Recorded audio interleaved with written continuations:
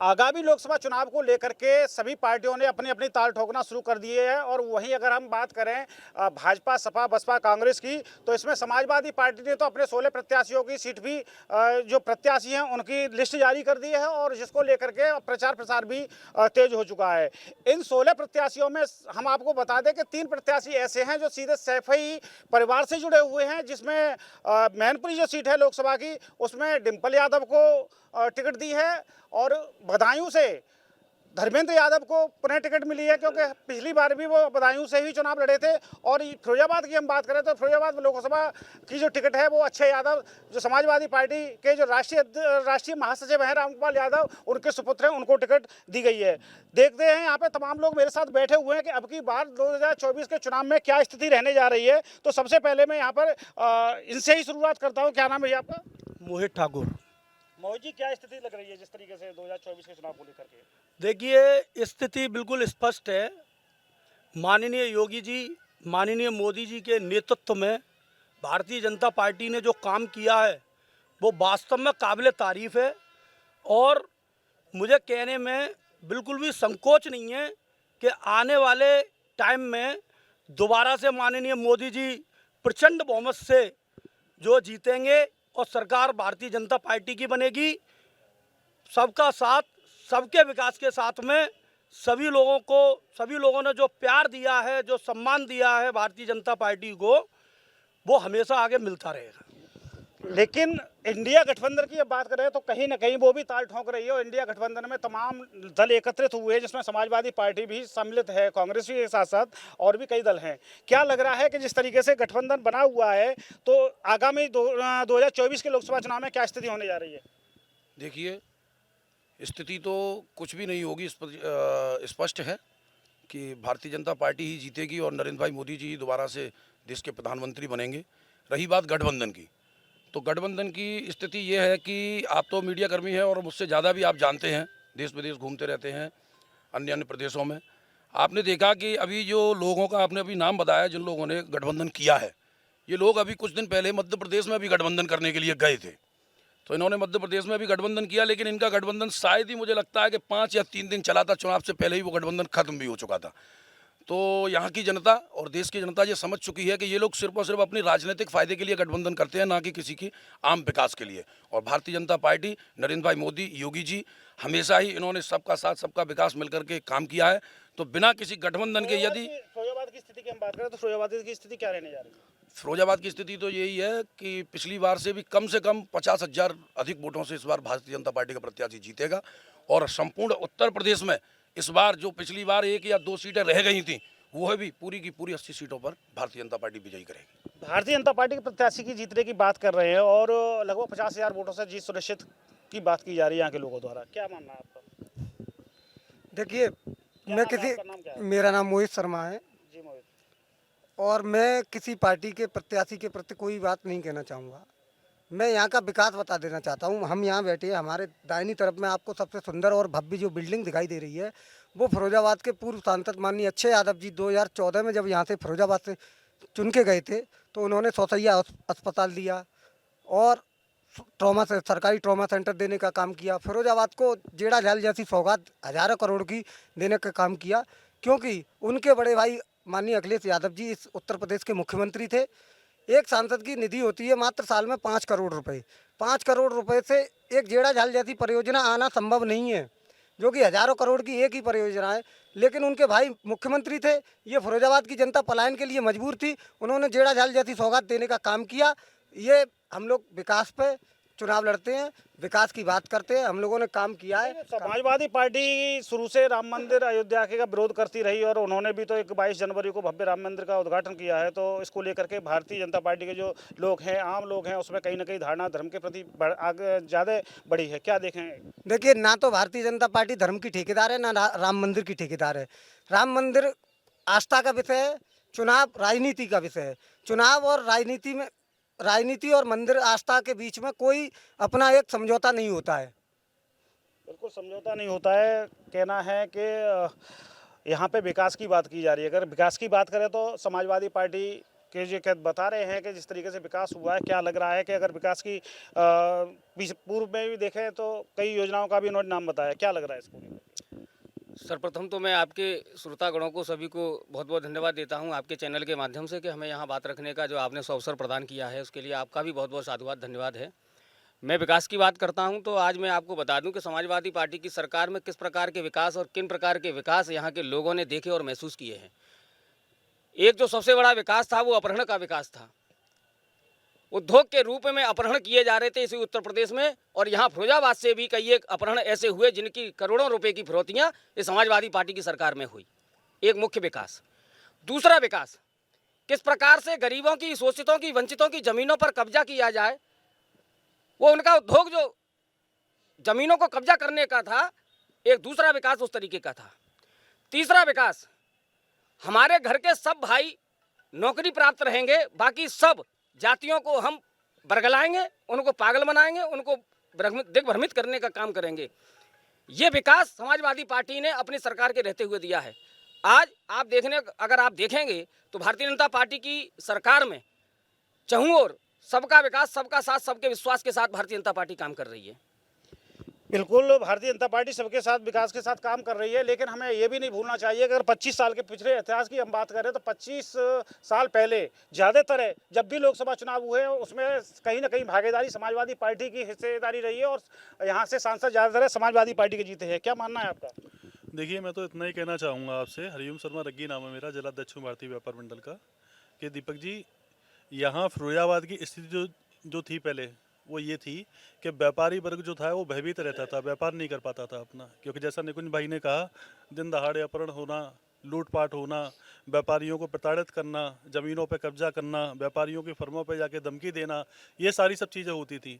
लेकिन जब से भाजपा सरकार आई है, व्यापारी पूरी तरह सुरक्षित है और सहज होकर अपना कार्य कर पा रहा है। तो मैं तो यही कहूँगा कि जो व्यापारी हित की बात करेगा, विकास की बात करें तो विकास कितना हुआ? नहीं, विकास फिरोजाबाद में हुआ है। आप अगर सड़कें देखें, आप बिल्डिंगें देखें, आप हॉस्पिटल देखें, और मैं अगर व्यापारियों की बात करूं तो मार्केट में भी पहले से काफ़ी कुछ सुधार हुआ है। तो ऐसी बात नहीं है। मैं व्यापारियों को प्रतिनिधित्व करता हूं, तो व्यापारी जो चाहता है ना, सबसे पहले वो ये चाहता है कि भाई मुझे सुरक्षा मिले, क्योंकि जब तक सुरक्षित नहीं होगा तब तक व्यापारी व्यापार नहीं कर पाएगा। और व्यापारियों का किसी भी चुनाव में एक महत्वपूर्ण स्थान होता है। तो जाहिर सी बात है कि व्यापारी जो है भाजपा के साथ है और पुनः व्यापारी भाजपा को समर्थन देगा। बिल्कुल, व्यापारी सुरक्षित है। यहाँ पर मेरे साथ एक महिलाएं भी बैठी हुई हैं, उनसे भी हम बात करेंगे, क्योंकि ये पार्क है और यहाँ पर कोई भी किसी भी तरीके का प्रायोजित नहीं है, क्योंकि सभी लोग यहाँ पर घूमने आते हैं, सभी स्वतंत्र हैं। हम उनसे भी बात कर रहे हैं और सभी इस पार्क में इस वक्त हम बैठे हुए हैं और मौजूद हैं। जिस तरीके से जो रणनीति तैयार हो रही है 2024 के लोकसभा चुनाव को लेकर के, क्या लग रहा है आगामी समय में? मुझे लग रहा है कि मेरा नाम विशाखा जायसवाल है, मैं एक मार्शल आर्ट प्लेयर हूँ। मेरा ये है कि राजनीति से ज़्यादा मुझे मतलब नहीं, मेरे गेम से मुझे ज़्यादा मतलब रहता है। पर आज के टाइम पे अगर देखा जाए, जो नेशनल और इंटरनेशनल में लड़कियाँ मेडल ला रही हैं, जो काम लड़कियाँ आजकल करके दिखा रही हैं, शायद ये चीज़ पहले नहीं हो रही थी। हमारे मेडल्स पहले नहीं आ रहे थे, लड़कियां बाहर निकलने से डर रही थी। और मुझे लगता है कि जो अभी फ्रीडम हम लोग महसूस कर रहे हैं, बाहर रात में अगर 2 बजे भी मुझे अगर सफ़र करना पड़े, तो मुझे नहीं लगता कि मुझे डर लगता है कि अरे क्या हो जाएगा। जो चीज़ मुझे पहले लगती थी, मैं अपने गेम्स पहले कर ही नहीं पाई कभी, जो फ्रीडम से मैं आज जा पाती हूँ, आज बात अपनी रख पाती हूँ, अपनी इतना कॉन्फिडेंस जो बिल्ड हुआ है, शायद मोदी जी के राज में आज ये हो गया है। पहले ऐसा मेरे साथ नहीं होता था। और आज जब मैं बच्चों को, लड़कियों को जाती हूँ कैंप्स में सिखाने के लिए सेल्फ डिफेंस के बारे में, तो मुझे लगता है सबसे ज़्यादा लड़कियाँ ये चीज़ जानने के लिए उत्सुक रहती हैं कि हम और क्या क्या कर सकते हैं। आज जो लड़कियाँ ये चीज़ चाह रही हैं कि हमें आगे चल के बनना क्या है, वो पहले सोचने से पहले उनको ये लगता था शादी करनी है, पढ़ाई लिखाई करने का, शादी करनी है। आज वो शादी वाला चैप्टर जो है वो थोड़ा रुक गया है। अपना फ्यूचर बनाने के लिए ये चीज़ ज़्यादा होने लगी है। तो बिल्कुल, ये इनका कहना है कि सुरक्षा कहीं ना कहीं इनको महसूस हो रही है, और जब भी रात में भी निकल सकती हैं, तो इनको एक अपना व्यू रखा है इन्होंने। मैं साथ ही यहाँ पे इनसे भी बात करता हूँ। भैया, क्या नाम है आपका? उदय जी, मैं पूछना चाहूँगा कि जिस तरीके से समाजवादी पार्टी ने तो अपनी सूची जारी कर दी है, लेकिन अभी तक भारतीय जनता पार्टी ने अपने पत्ते नहीं खोले हैं। किस तरीके की रणनीति तैयार आपको लगता है कि शहर में होगी, और क्या माहौल रहेगा, और किस तरीके की तैयारियां रहेंगी अब की बार लोकसभा चुनाव में 24 में? क्या असर देखने को मिलेगा इसका? देखिए, मैं आपके चैनल के माध्यम से जनता निर्णय को बताना चाहूँगा, समाजवादी पार्टी की जिस लिस्ट के बारे में आप बात करें, तो समाजवादी पार्टी के राष्ट्रीय अध्यक्ष माननीय अखिलेश यादव जी के पास काम ही क्या है? फ्री बैठे हैं, ऑफिस में ट्विटर चलाना है और लिस्टें जारी करनी है। और अब वहीं आप बात करेंगे भाजपा की, तो भाजपा ने 2 दिन पहले इस देश का अंतरिम बजट पेश किया और आज प्रदेश का बजट पेश हो रहा है। यानी कि भारतीय जनता पार्टी का सरकार और कार्यकर्ता काम कर रहे हैं और समाजवादी पार्टी के कार्यकर्ता ऑफिसों में बैठ के टुटर खेल रहे हैं। 24 के चुनाव की जैसी आप बात कर रहे हैं, बस मैं इतना कहना चाहूँगा, राम का काम है, राम कर रहे हैं। इस बहुप्रतीक्षित अयोध्या के भव्य राम मंदिर के निर्माण से पूर्व यही समाजवादी पार्टी के लोग भारतीय जनता पार्टी के लोगों से कहते थे कि मंदिर तो बताएंगे, तारीख नहीं बताएंगे। आज तारीख भी बताई है, मंदिर भी बनाया है, लेकिन अब ये लोग बताएं ये दर्शन को कब जाएंगे। नहीं, फिरोजाबाद क्योंकि हम बात फिरोजाबाद से मुद्दे से जुड़ी हुई है, फिरोजाबाद की ही हम बात करेंगे। अक्षय यादव 2014 में लोकसभा चुनाव लड़े और जीते भी। 2019 में जब लोकसभा चुनाव हुआ तो उस दौरान कहीं न कहीं चंद्रसेन जादौन यहाँ से भारतीय जनता पार्टी के जो प्रत्याशी थे वो जीते, लेकिन उनके परिवार में भी कहीं ना कहीं रार थी। अगर बीते हम 25 सालों के इतिहास की हम बात करें तो पिछले 25 सालों में ज़्यादातर काबिज समाजवादी पार्टी रही है। तो अब की बार स्थिति क्या देखने को मिल रही है कि क्या रहेगा? देखिए, पिछले चुनाव की मैं आपको बताऊंगा। कुछ यहाँ एक दिवा स्वप्न लोगों को दिखाया जाता है कि परिवार में विवाद था इसलिए चंद्रसेन यादव जी जीत गए। ऐसा कुछ नहीं है साहब। चंद्रसेन यादव को यहाँ की जनता ने 5.5 लाख मत दिए। उन मतों की गिनती के आधार पर लोकतांत्रिक व्यवस्था के अनुसार चंद्रसेन यादव यहाँ सांसद बने। मेरे साथी अभी कह रहे थे कि विकास जेड़ा जाल, मानता हूँ कि 2012 से 17 की सरकार के समय, समाजवादी पार्टी की सरकार के समय जेड़ा जाल जन परियोजना का प्रादुर्भाव फिरोजाबाद में हुआ, लेकिन इटावा का एक ठेकेदार था सो कॉल्ड यादव। मैं किसी जाति विशेष को टारगेट नहीं करूँगा। आप जाके देखिए, फिरोजाबाद में आज 90% लाइन अगर पंचर हो रही है तो समाजवादी पार्टी सरकार के समय जेड़ा जाल में जो ठेकेदारों को ऊहापोह की स्थिति में बंटवारे किए गए, धन के बंडर बांट किए गए, उस कारण आज हर गली की पाइपलाइन 10 दिन बाद पंचर होती है। आप कह रहे थे कि 100 सैया अस्पताल, इसी 100 सैया अस्पताल की स्थिति बता रहा हूँ। 2017 से पहले 100 सैया अस्पताल में 85+ AC लगे रहे। एक सिंगल मरीज यहाँ एडमिट नहीं हुआ। यदि इस 100 सैया को मरीजों के लिए खोलने का काम किया, यहाँ डॉक्टर्स की भर्ती कराने का काम किया, यहाँ वेंटिलेटर, यहाँ CTR की मशीन चालू करने का किसी ने काम किया, तो भारतीय जनता पार्टी सांसद जी पिछले 5 सालों में सांसद जी कितनी बार फिरोजाबाद में देखने को मिले आपको? सांसद जी 365 में से 364 दिन मेरे ख्याल से फिरोजाबाद में ही रहते हैं। और फिरोजाबाद के सांसद पूर्व सांसद अक्षय यादव की तरह हवाई नेता नहीं है जो 40 गाड़ियों के काफिले में आते हों जिससे जनता को भोकाल दिखे। फिरोजाबाद के सांसद डॉक्टर चंद्रसेन यादव जी अपनी एक सिंगल गाड़ी के साथ चलते हैं, हर छोटे बड़े और गरीब तबके के लोगों का ध्यान रखते हैं। यही कारण है कि 2024 में फिरोजाबाद की जनता पुनः भारतीय जनता पार्टी को विश्वास जताएगी और यहाँ से चेहरा चाहे कोई भी हो, सांसद भाजपा का होगा। चेहरा चाहे कोई भी हो, भाजपा का सांसद होगा, लेकिन बहुजन समाजवादी पार्टी के अब की बार पत्ते खुलते हुए दिखाई नहीं दे रहे हैं। क्या स्थिति रहेगी अब?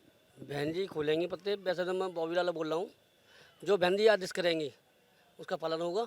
पत्ते तो समय आने पर खुलेंगे, जो समय बताएगा। बिल्कुल, पत्ते समय आने पे खुलेंगे। यहाँ पर मेरे साथ और भी हैं कि इनसे भी हम बात करेंगे कि क्या लग रहा है अब की बार 2024 के चुनाव को लेकर के, आपका क्या मत है? चुनाव बहुत अच्छा चुनाव होगा इस बार और इंडिया गठबंधन अच्छी सीटों के साथ अपनी सरकार बनाएगी। और उदय जी जो कह रहे थे कि हमारे सांसद बहुत अच्छे हैं, अच्छी बात है। हम लोग कई दौरों में सांसद जी के साथ गए, आदरणीय अक्षय यादव जी के साथ। हमने देखा, जनता से पूछा, आपने सांसद जी को अपने को कब से नहीं देखा, चंद्रसेन जी को? बोले कि हमने उनकी शकल ही नहीं देखी। और उदय जी कह रहे हैं कि वो सांसद जी 364 दिन काम कर रहे हैं, तो ये अच्छी बात है आपकी कि आपकी नज़र में वो 364 दिन काम कर रहे हैं, लेकिन जनता की नज़र में सर इंडिया गठबंधन तो ऑलरेडी पहले से भी टूटता जा रहा है। अभी नीतीश कुमार जी वहाँ से हट गए। गठबंधन टूटते भी हैं, बनते भी हैं। एनडीए की भी गठबंधन टूटे थे, बने थे, ऐसा कुछ नहीं है। गठबंधन किसके टूटते हैं, किसके बनते हैं, आगे आप देखना। जब चुनाव आएगा तो एनडीए गठबंधन अच्छी जीत के साथ अपना विजय रथ आगे बढ़ाएगा।